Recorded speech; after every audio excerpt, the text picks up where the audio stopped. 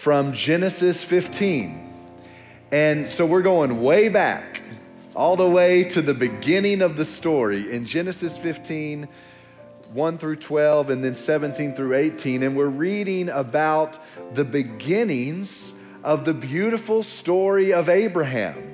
And so just before I even read it, kind of a word about names. You know that a lot of people get their name changed in the Bible. And it's really a wonderful, beautiful thing to kind of pay attention to the times where God sort of calls out a new name for somebody. And so Abraham, who we talk about and know as Abraham, he's one of the people that got his name changed. And his wife Sarah got her name changed. And so we're reading about the beginning of their story, and so they're still gonna be Abram and Sarai.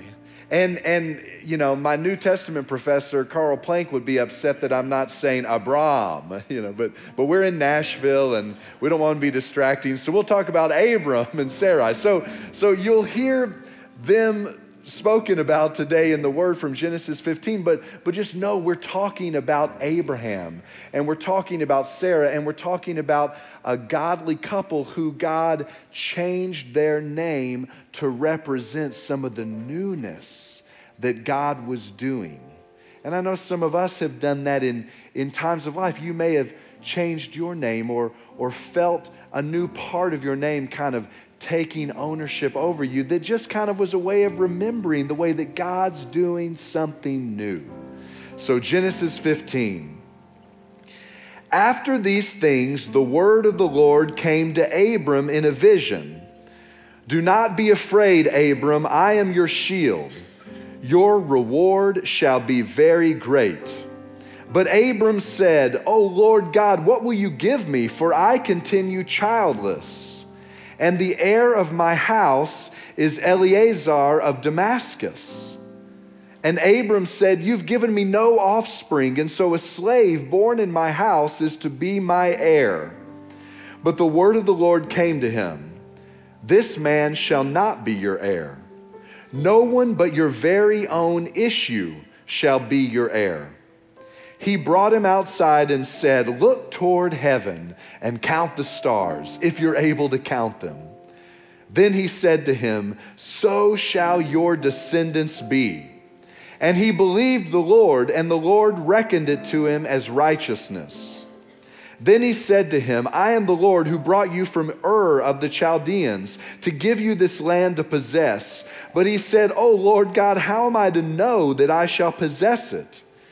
He said to him, bring me a heifer 3 years old, a female goat 3 years old, a ram 3 years old, a turtle dove, and a young pigeon. He brought him all these and cut them in two, laying each half over against the other. But he did not cut the birds in two.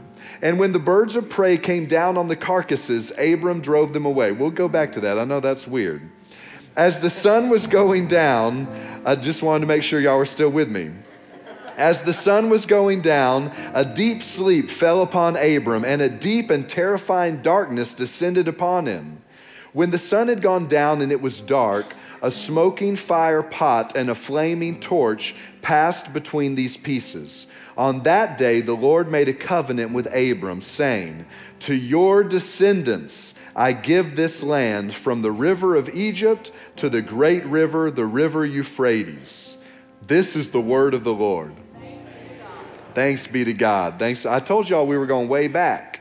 So, you know, we'll have to talk about, you know, there's just different ways that God's people have covenanted with him and learned from him and worshiped him. So we'll discuss that today. So today, as it's already been mentioned, is St. Patrick's Day, and I'm totally ashamed that I'm not memorializing it because I own so much green. So this is a lost opportunity. I just have no excuse. Just this morning, my mind was on other things. So happy St. Patrick's Day. And we mentioned this because, as Pastor Sean mentioned, really if you ever get a moment to immerse yourself in the story of St. Patrick, it's a blessing. It is a blessed story.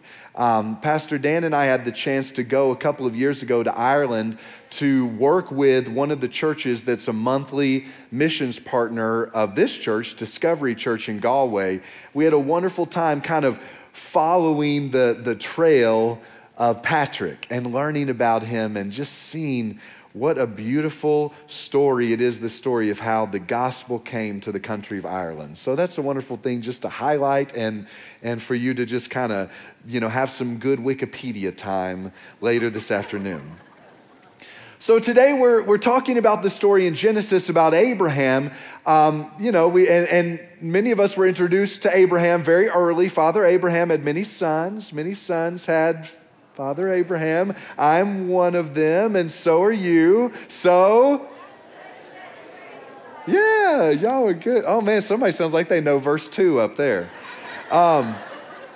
So as we immerse ourselves into Abraham's story, as we kind of put ourselves in this story today and just draw out some things, I want to first, before we get to today's passage, I want to first kind of highlight a couple of just introductory themes about the story of Abraham, and they center around these two ideas. First, Abraham was complicated. We're going to talk about that. We've got to talk about it. The Bible talks about it, so we're going to talk about it. Abraham was complicated, number one. And number two, Abraham followed God. And so I just want to kind of place the story of Abraham in the midst of these two introductory remarks, that he was complicated, like we are complicated, and that he followed God. Like us, there's shadow and there's light in Abraham. So let's talk about the good side and the bad side. Do you want the good news or do you want the bad news? Depending on who you are, some people, I just like good news. But, there's bad news sometimes too. Some people can take all the news. Y'all are stronger people than me. But good news and the bad news about Abraham. Are y'all ready for it? So the good news about Abraham, let's just kind of recite some of the good things that we'll just kind of see through the whole story. First, Abraham is somebody that God said, hey, get up, pack your bags, go, leave your father's house and go to a place that I've never shown you. And Abraham did it. So Abraham, we're going to kind of talk about, he learned to follow God. He was called by God to do a new thing and to go a new place, to expand the whole story, move in a new direction. He takes his nephew Lot with him, and there's some real generous hospitality between him and Lot. At one point, Abraham becomes so powerful and he has so many assets, so many animals and so much money and so many people that there's not enough room in the land that they're living in for both Lot's stuff and Abraham's stuff. And so they realize they've got to kind of split up a little bit. And Abraham, just in generosity, lets Lot choose. And of course, Lot chooses the good land. And so Abraham kind of gets the land that doesn't look so good. So there's some generosity. There's a family spirit in Abraham. Later in the story, we'll see that Abraham will actually come to Lot's rescue, come to his nephew's rescue and save Lot from some kings that were kind of coming against Lot and his people. We'll see that Abraham, there's kind of a mercy spirit in Abraham. And when God is communicating about some of the evil in Sodom and Gomorrah, that Abraham kind of bargains with God a little bit to say, well, hold on, maybe there's some good people there. So there's kind of a mercy spirit in Abraham. And then there's this great moment of hospitality where Abraham entertains 3 strangers that come to his tent with Sarah. And ultimately, it's this interesting little story where it's like, are these strangers God, or who are these strangers? But there's this beautiful moment of hospitality. So we see a lot of good. We'll start with the good news. So there's Abraham has got a heart of mercy. He's willing to follow God. He's willing to go into some new areas. He's a generous person. He's a hospitable person. He's trying to learn, who is my neighbor, and live that out in a loving way. But on the bad side, and we've all Y'all know we've all got shadow and light. It kind of all is there. So just on the bad side, with Abraham, there's famine in Canaan, so he goes to Egypt, but he's afraid of Pharaoh in Egypt, so he tells Pharaoh that his wife Sarah is actually his sister, because he's afraid that Pharaoh will kill him so that he can marry Sarah. Well, that's a problem. And then not only does he not really learn from that mistake, but he does it again in the area of the Negeb when King Abimelech they're there with King Abimelech, and he's afraid King Abimelech might want Sarah for his wife. So he says again, this is my sister. So we've got this complicated way in which, we're in this period of Genesis of patriarchy, and it's kind of the beginning of the Jewish story, and of course, which becomes the beginning of the Christian story. But there's problems with patriarchy, and there are problems of, there's ownership of other humans involved, and there's gender role problems in ways in which women are still not given dignity and place and agency. And so we see these problems in Abraham. We see problems with him relating, which we'll talk about today in the story, to Sarah's slave Hagar, right? Where he takes Hagar to father Ishmael, a son, kind of believing that that's the way that God's going to fulfill his promise to make him a father of a great nation. And so now we've got all these problems of consent and this sense that, well, this wasn't right. This was a sin against Hagar's personhood and her agency and her dignity. And so we see that in the Bible, one of the beautiful things about the Bible is it tells us the good and the bad and the ugly, right?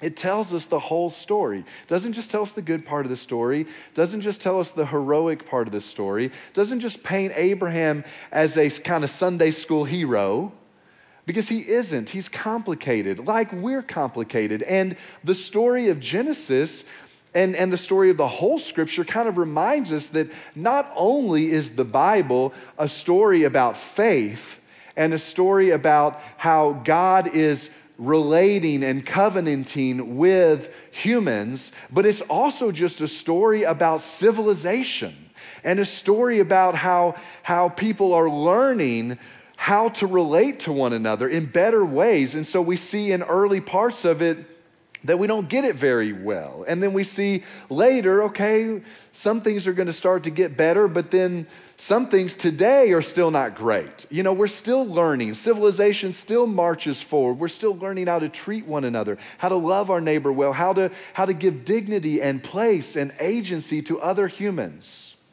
So Abraham is complicated, like we're all complicated. And I just think it's important to say that, because we need to be able to see the shadow and the light. We need to be able to see the ways in which, just like us, there's shadow and there's light. There's wonderful things that we do. There's complicated ways that we live. It's all there. And in some mysterious way, it all kind of belongs as a part of our story and shows us about God's goodness and the ways in which he's faithful even when we're not faithful, and the ways in which he's merciful even when we're not merciful. But then the other thing is that Abraham followed God. So remember, the big news of the Abraham story, there's kind of a way in which the whole story really begins with Abraham. We've got Adam and Eve, and we've got Noah. We've got these kind of early Genesis central characters. But all of Judaism and Christianity and Islam, all the monotheistic faiths, they all look to Abraham and Sarah as the beginning, really, of the story. Because God comes to Abraham and says, get up, leave the land that you've known, leave your father's house, and get on the move. And there's a way of reading the whole story of Scripture as God telling his people, hey, this place where you've been living, these customs that you've had, this father's house that's very comfortable, pack your bags, get up, and go in a new direction, go to a new place, go into a new territory that I've not shown you yet, that you're not going to quite know where it is, but just get moving. And there's a way in which the whole arc of Scripture says that, get moving, and it pushes against our preservationist kind of hoarding tendencies to say, well, hold on, but it's really nice here. You know, one of the other passages today that we're not reading is from the Transfiguration story. Do you remember that story in the New Testament where all of a sudden, you know, Peter's up on the mountain with John and with James and with Jesus, and they see Jesus and Moses and Elijah in dazzling clothes. And, you know, Peter says, this is so great. Let's just build an altar and stay here. And God thunders and says, be quiet. Listen to my son. Follow him. You know, no. The point is not to stay here. The point is to be moving, to go forward. And so Abraham follows God and kind of initiates this whole arc of the spiritual story of leaving your father's house, getting up, going to a new land that I've not shown you, following God.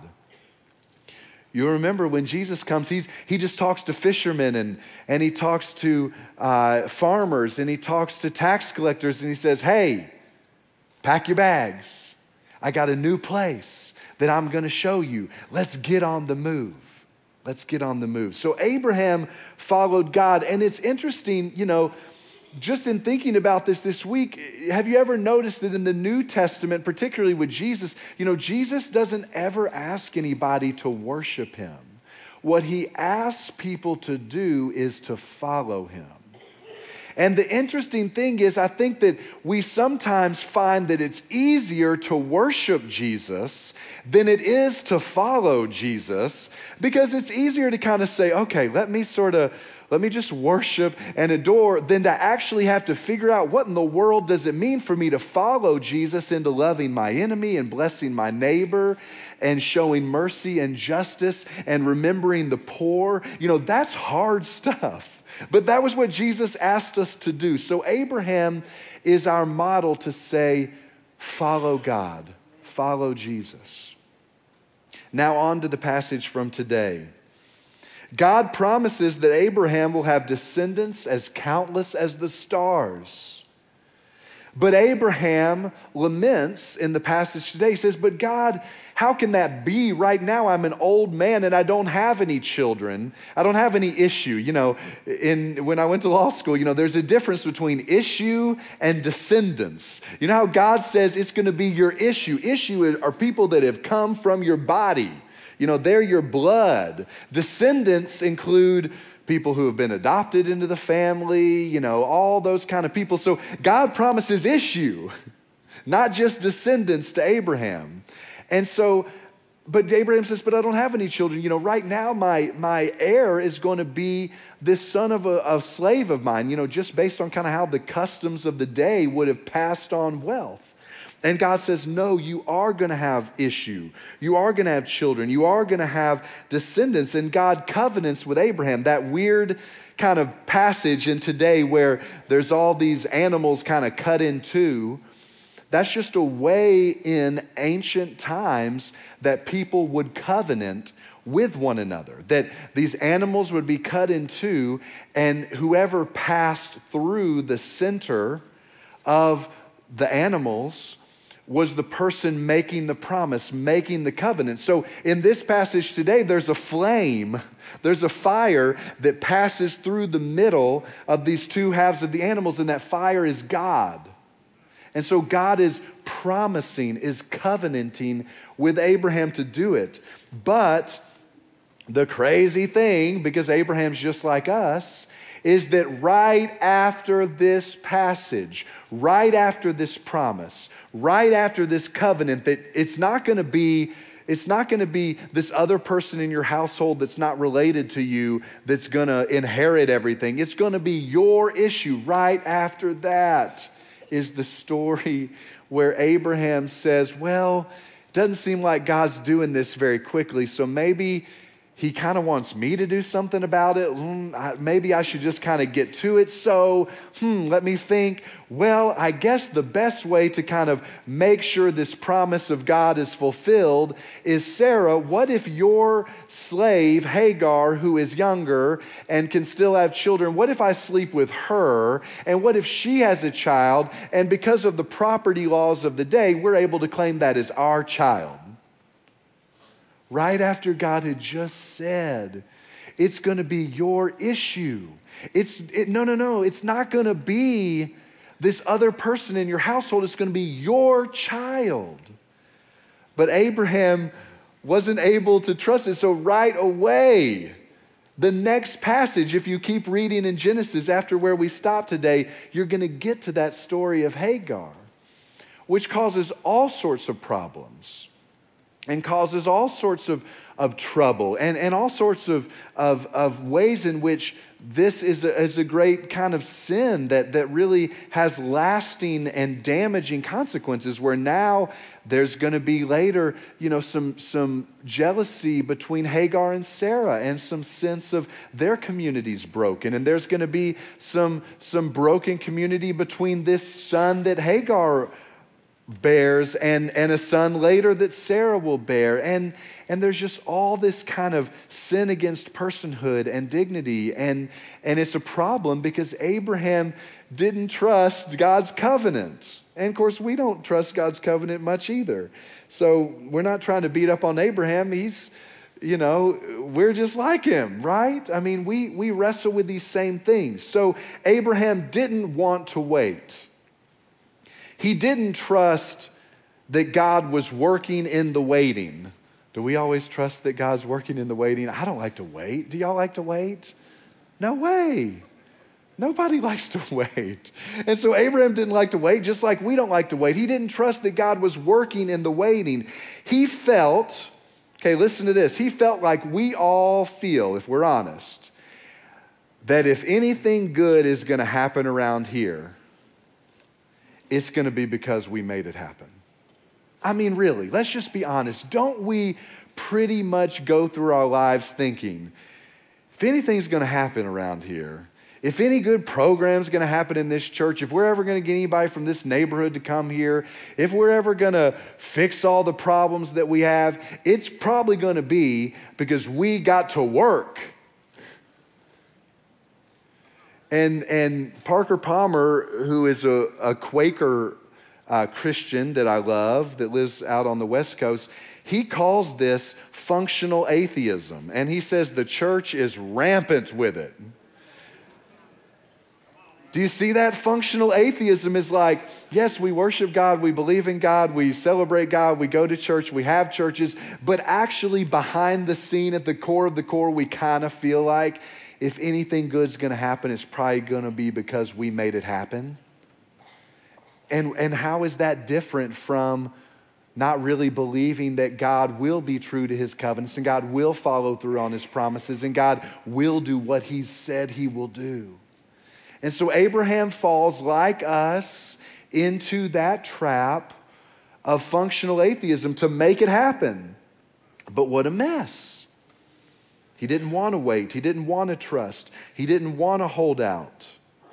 So he sinned against a woman by diminishing her personhood, by not obtaining consent, by creating a scenario that pitted his wife against another woman, that created an eternal rivalry between two sons, and on and on and on.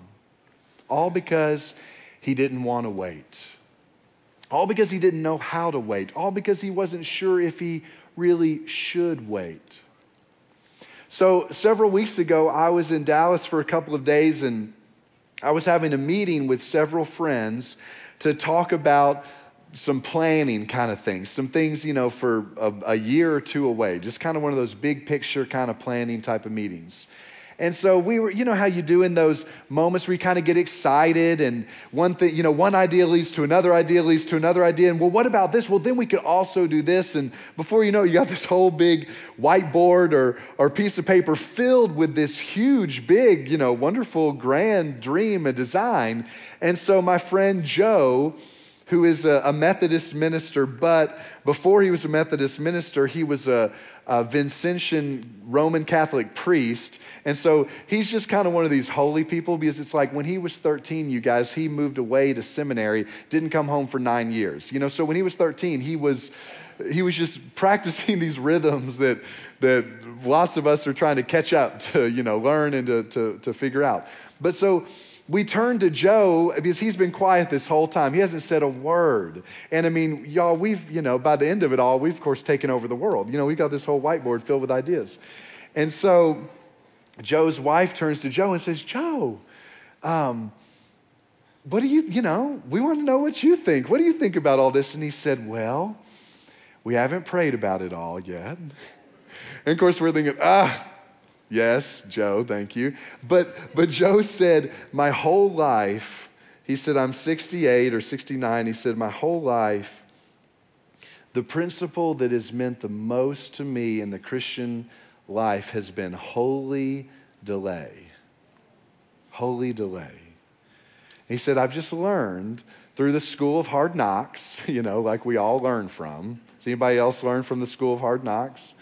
He said, I've just learned about holy delay, about sometimes just waiting another minute before making the decision, about sometimes just waiting another day, about sometimes just kind of checking my impulse and saying, hold on just a minute, what's the right thing for me to do? Holy delay. And Parker Palmer, who I mentioned a moment ago, his Quaker way of saying holy delay is to say, way will open and way will close.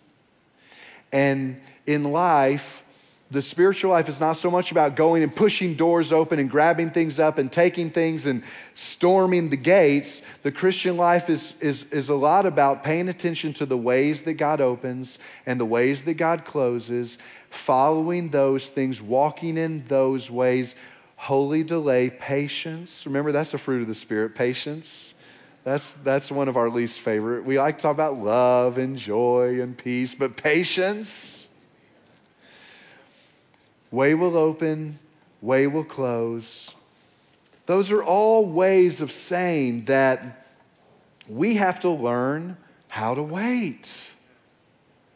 And one of the things that we can learn from Abraham's story and his testimony as one of our fathers in the faith is we can learn about the messes that get made that will take eternity to clean up, when sometimes we don't learn how to just wait well and just hold on just a minute. And it's very tough. It's very tough to learn that following God can actually mean waiting sometimes. Following God doesn't always mean get up, go to a new place, do the new thing, take the day, storm the gates, take control, take charge, make the plan, execute the plan. Sometimes following God means waiting. Lent, why are we talking about this now? Well, because Lent is a season of waiting.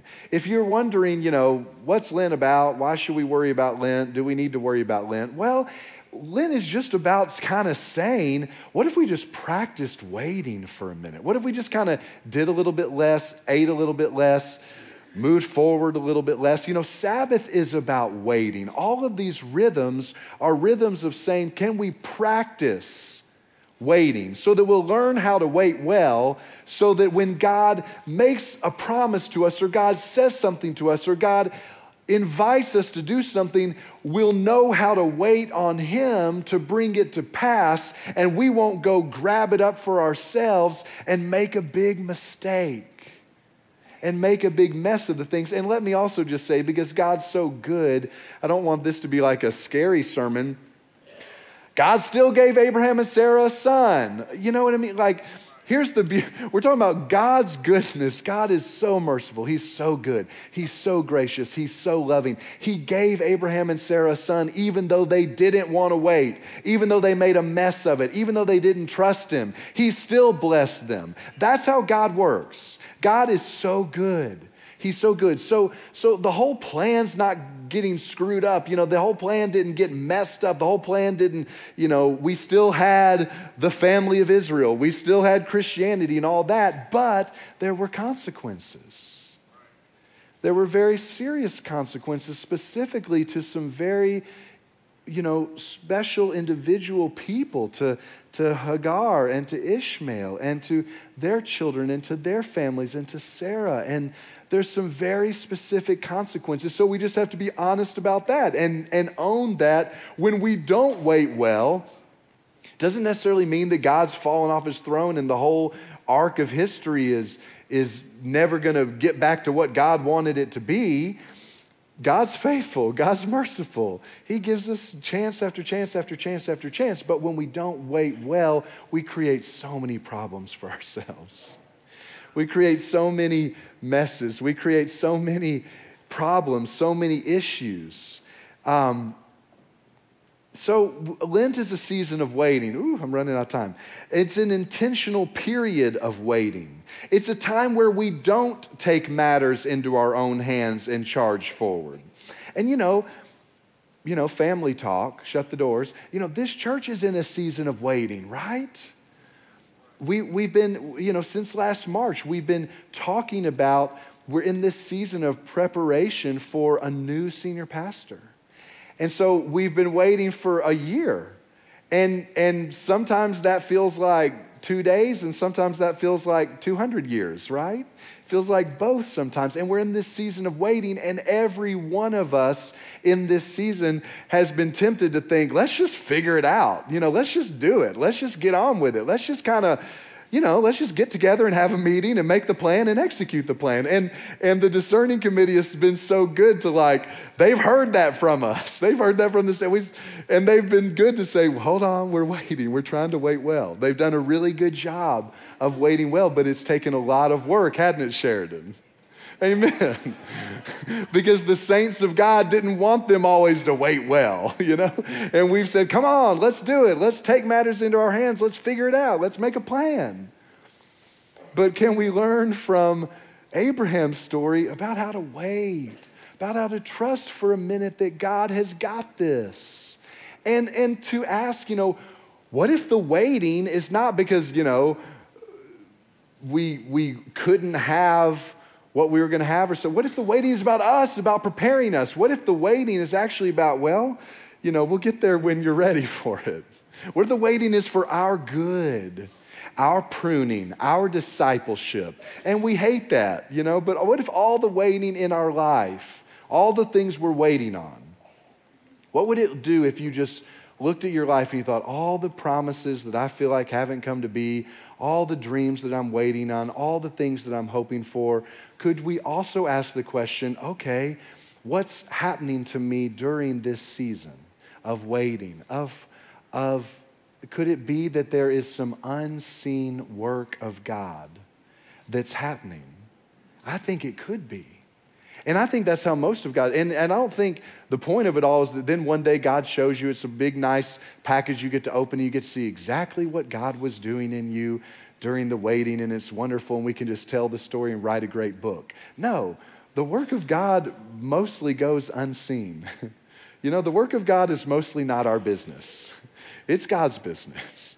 And we just learn to cooperate with him, learn to work with him. So could it be that one of the things that God is inviting us to do this Lent is into a little bit of holy delay, into a little bit of paying attention to where way opens and where way closes? Could it be that God is trying to teach us to wait well? Could it be that God is inviting us to say, and whatever you do, try not to make a mess of everything while you're waiting? And that's hard.